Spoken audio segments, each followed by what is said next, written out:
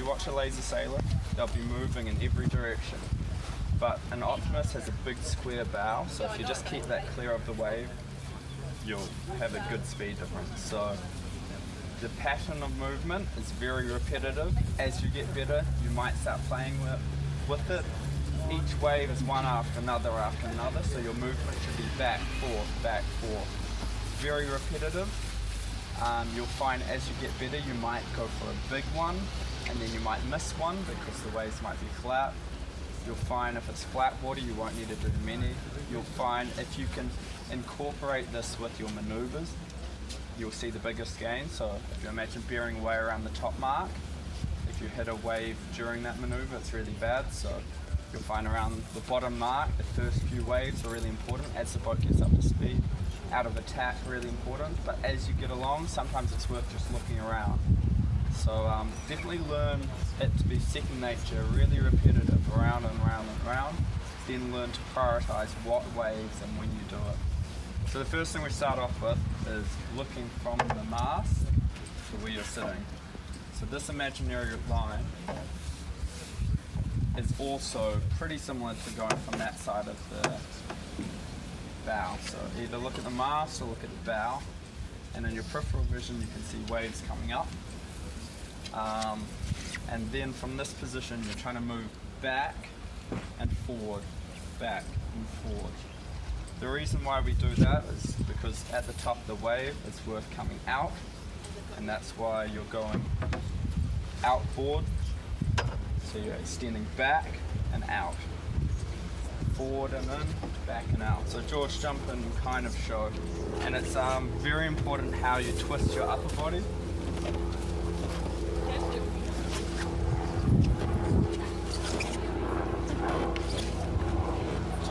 So generally, if you can rotate like that, it allows you to see the water, see the technical situations. What I don't want to see you doing is going like this and ending up looking this way. You're looking at what's happening. So you're looking at wind shifts, you're looking at ley lines, you've got your head swiveling around and then going back and out. These muscles, your core muscles in here, should be feeling the most, and it should be going all the way through your front foot into this foot here. You'll see he's left a bit of room here. Sometimes that's necessary. For example, in the waves today, if it's windy, if you're full hike, it's worth keeping a little bit of distance. But sometimes, especially for bigger kids, it's worth shuffling forward and rotating more. So it's quite hard to do, but just getting your bum forward and twisting your upper body more. So George, just do it repetitively.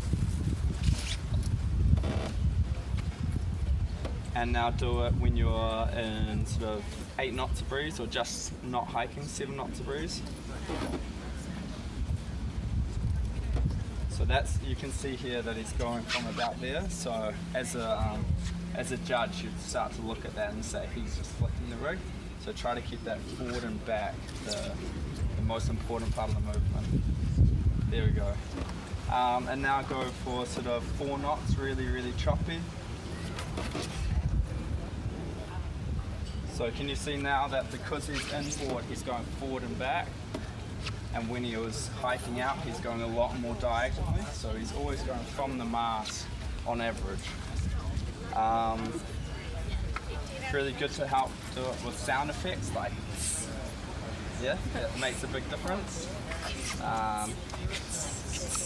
Yeah, that sort of thing.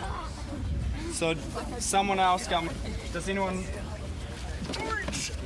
think that they've got a different technique, slightly different? Just another top kid, just to show that there is a difference.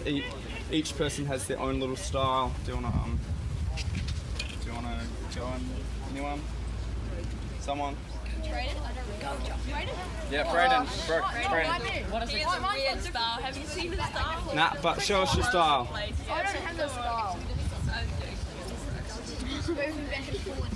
Cool, go for it. Let's see what you do. Josh has a funny style too. Okay then. No, Jay has style.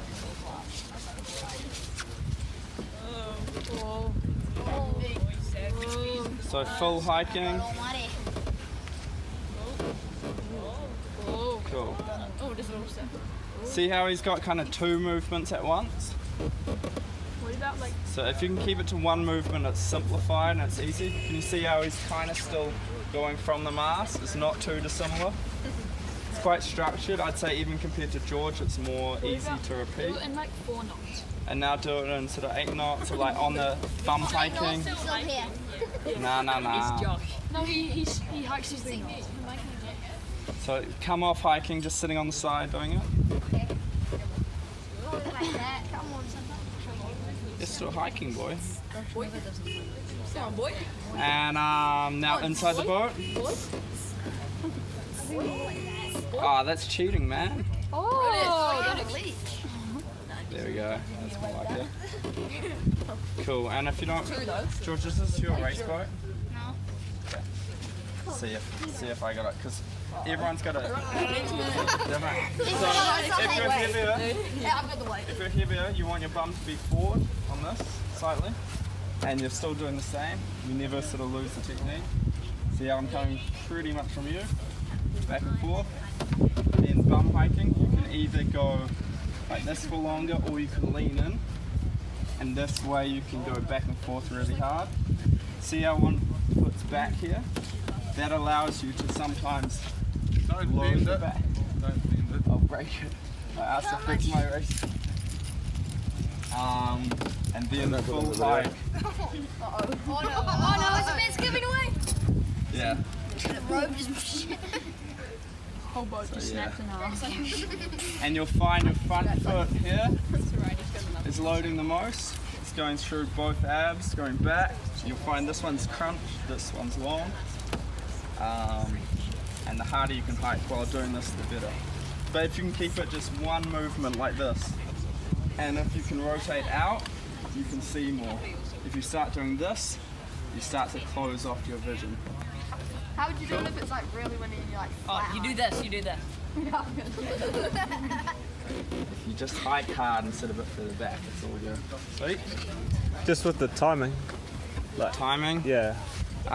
It's kind of one per wave. You want the bow to lift before it hits the wave.